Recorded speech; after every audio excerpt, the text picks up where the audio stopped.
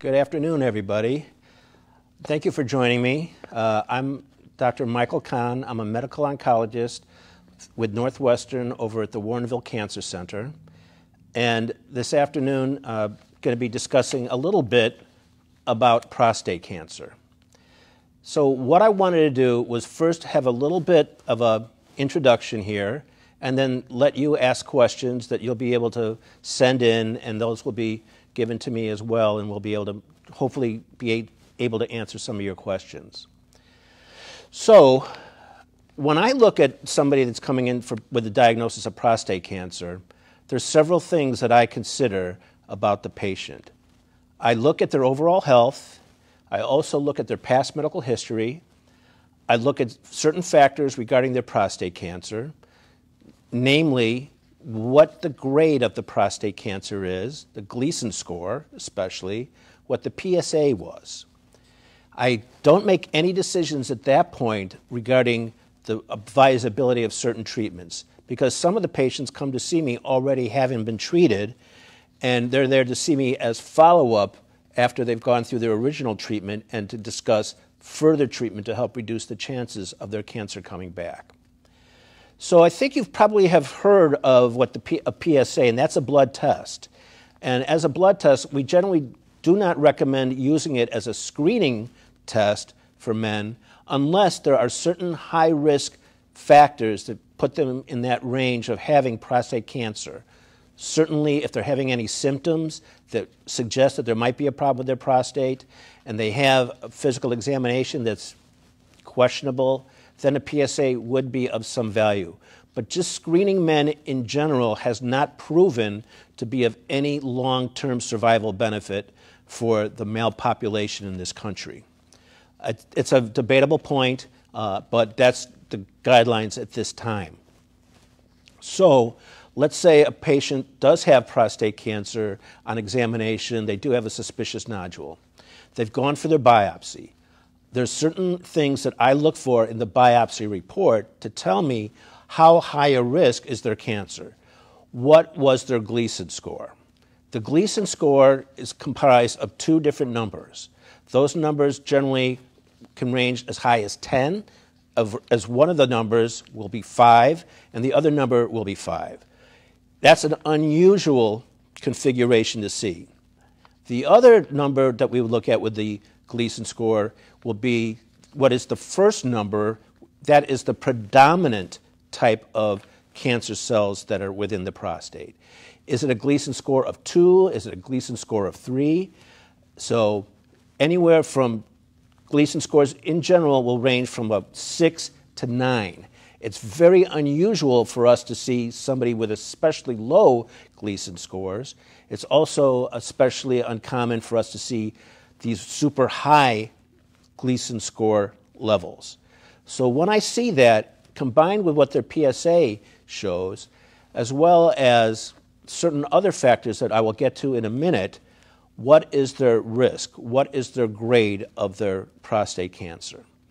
And so that score generally turns out to be, for most men, either a value from 3 to 5 when we do that. We put the Gleason score together, we look at the total PSA, and we look at other factors as well as what imaging has shown us. If the imaging is really suspicious for lymph node involvement, then that would also potentially increase the grade of the tumor, the overall Gleason grade.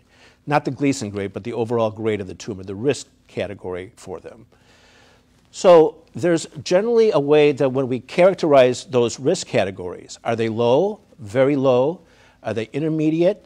Are they unfavorable intermediate? Are they favorable intermediate? Are they high risk, or are they very high risk? The majority of patients that I see are referred to me will have either an intermediate risk, favorable category, or a intermediate risk, unfavorable category. So based on those combination of findings, that's when we talk about the particular treatment options that are available to them. Oftentimes, the patients have already discussed these things with their urologist, and they are very familiar with the potential treatment options. So I oftentimes have patients ask me, what is better, surgery or radiation therapy? Well, there's certain situations where we recommend generally radiation therapy as opposed to surgery because there's a very high likelihood that surgery in and of itself is not going to remove the cancer in its entirety. Those would be patients that have an especially high Gleason score, have an especially high PSA, have also evidence of nodal disease on their scans. So those are the patients that we generally would talk to about doing radiation therapy, and that is combined with hormone therapy. For men that have none of those factors, we talk about the option of going ahead and doing surgery or doing radiation therapy.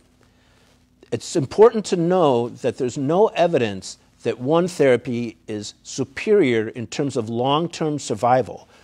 Long-term is important to recognize there. Long-term survival in terms of regarding the passing away from prostate cancer. So that's a very important aspect to keep in mind. Oftentimes it comes down to a patient choice as to what type of therapy they want to pursue. I often have men that have come to see me who have already met with the urologist and who say they don't want to have surgery even where they have a favorable intermediate risk prostate cancer. Those patients are generally very good candidates for surgery. But I have oftentimes had patients that don't want that. So I will end up referring them to the radiation oncologist. And in terms of the form of radiation therapy that they receive, that is the radiation oncologist's decision as to should it be proton therapy, should it be standard radiation therapy, or not. I leave that up to the radiation oncologist. I personally don't get involved in that kind of decision making with the patient. So let's say somebody is going to do radiation therapy and there's certain characteristics about their cancer that indicate that in addition to their radiation therapy, there is a role for androgen suppression therapy. All right? That means lowering the testosterone level to a castrate level. So there's different types of durations that we look at of using that androgen deprivation therapy. For favorable intermediate risk prostate cancer, we generally do not recommend androgen deprivation therapy.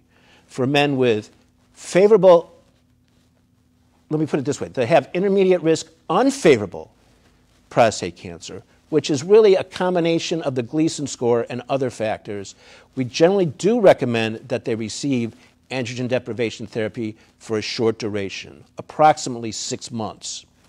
For men that have high-risk prostate cancer that are going to be doing radiation therapy, we generally recommend the androgen deprivation therapy be for 2 years. And that's because there has been good data that has shown that men that have the androgen deprivation therapy for 2 years, as opposed to that shorter duration, do have a better overall survival with their therapy. So that's an important concept to keep in mind, because you may hear men say, you know, he's only giving me 6 months, why aren't I getting more? Or he's only giving me 2 years, why aren't I getting 3? As regards to that particular question, the 3 years as opposed to the 2 years, there's no greater benefit in adding 3 years of androgen deprivation therapy as compared to the 2 years. The only studies that were done in that regard compared 3 years to about 4 to 6 months of androgen deprivation therapy. They didn't cut it off at 2 years. So there's really no strong evidence of using, in my mind, 3 years of androgen deprivation therapy. So that's generally what I look at. All of these different factors come into play, and it's a very long conversation with the patient, one that cannot really be substituted in a forum like this. And forum is a very loose way of putting what we have here. It's such a different time right now for all of us. So it's important for you to discuss this matter with your physicians as regards to whatever kind of recommendations they're making and why they're making those recommendations. Everybody has different reasons, patients especially, why they want to do one type of therapy versus not do a type of therapy. And they're all valid. And I think when people can get a better understanding of the reasoning behind the recommendations, the patients can have a lot more confidence in the decisions that they're making.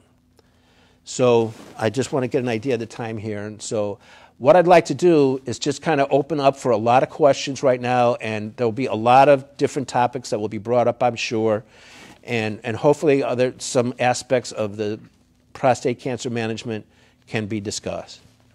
So there was a question here.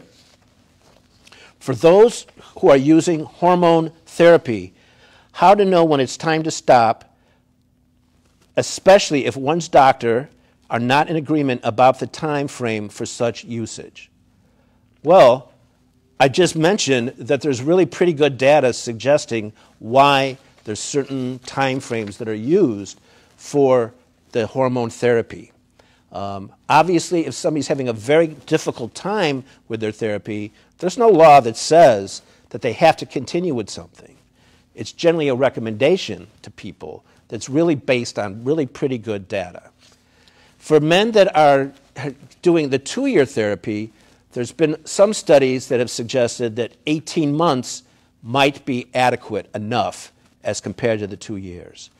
It gets into a lot of statistical mumbo-jumbo in terms of looking at all that, but there's some data that suggests that it may be just as effective as the 2 years. And again, it's a lot of statistical tugging and pulling where they kind of came up with that. So I've had men that wanted to stop, but I've encouraged them to continue for at least 18 months, and then they have stopped their therapy. And what happens after men stop their therapy is it can take 1 to 1.5 times the duration that they received their androgen deprivation for their testosterone levels to get back to a point where they're not having any symptoms related to the hormone deprivation. So that kind of gives you an idea how long it takes to recover from the androgen deprivation.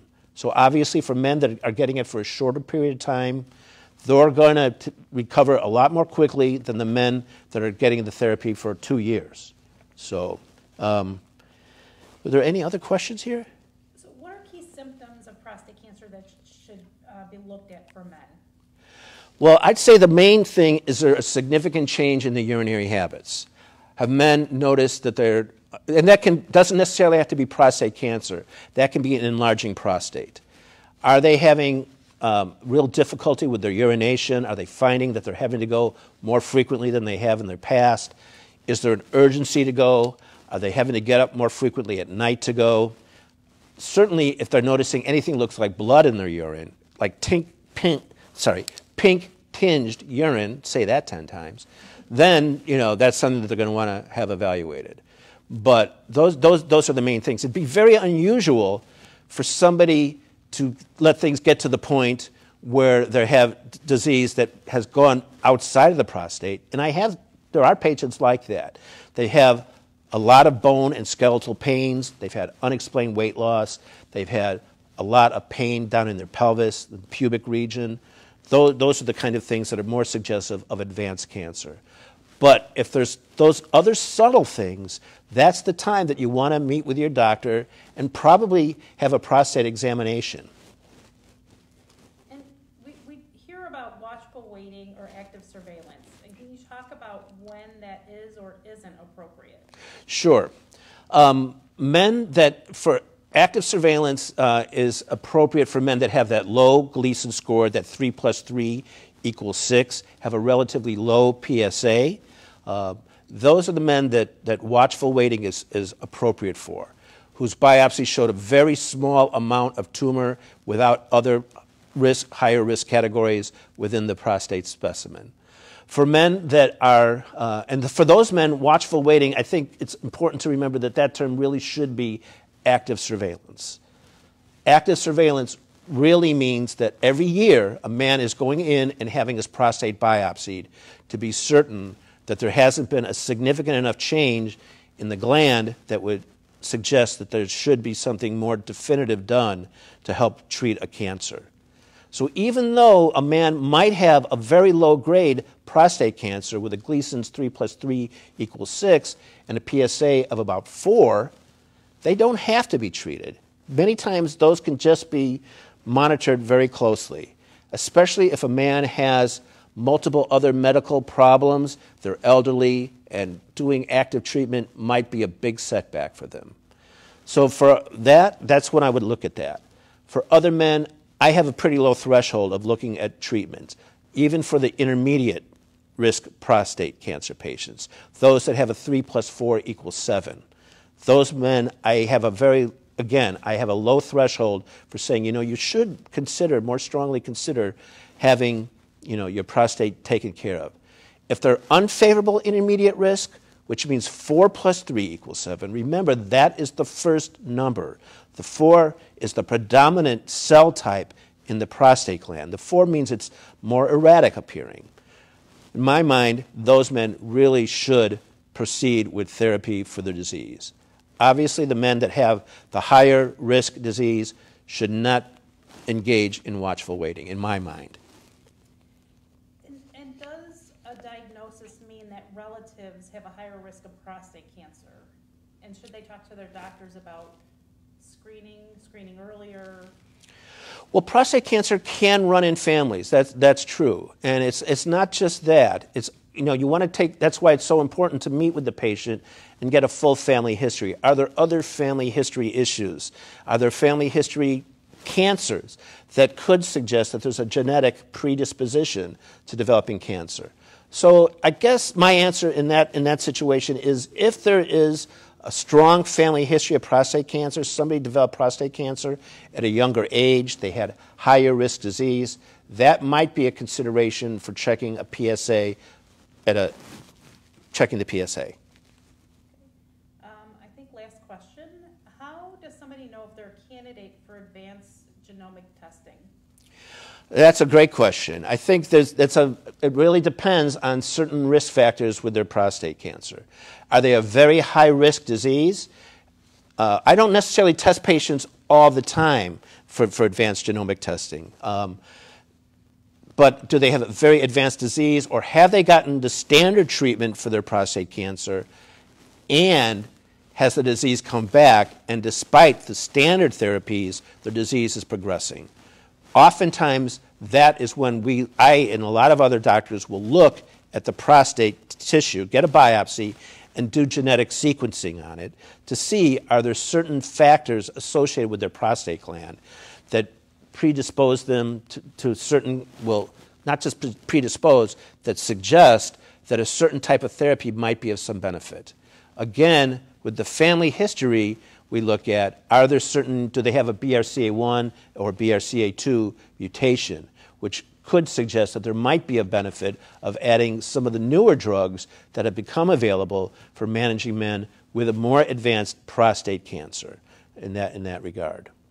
So it's a good question, and it's kind of up in the air. For men that have higher risk disease, we definitely will look at the germline mutation for those men, which means are they born with the problem? For some men, we will look at somatic mutations, and there's a difference there. A germline mutation is what somebody is born with. A somatic mutation is what happened within the cancer itself. Did something mutate within the cancer that suggests that there might be some other kind of therapy that might be beneficial for them? We also look at, are there things what are called like microsatellite instability kind of findings, which can indicate that some of the immune therapies might be beneficial for the patient.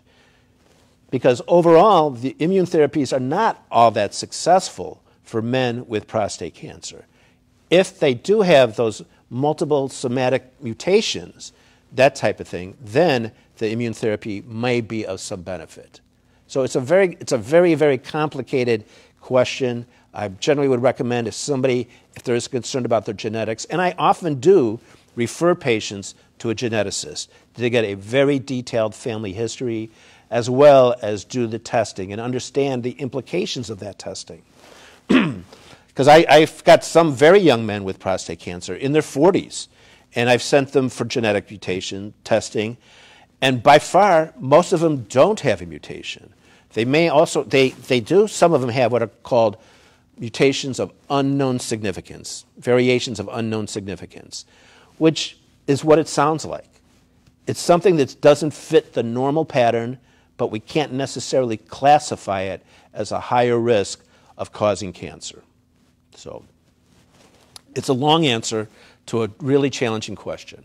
Dr. Kahn, would you, looking out 5 years, is there anything that you see on the horizon that would impact how we manage prostate cancer patients, or do you want to touch on any clinical trials that you think the public should know about? Yeah. Well, 5 years is a long time in cancer management. So it's always hard to say what there may or may not be. We talk about all different kinds of things. Therapies that are way beyond our imagination right now.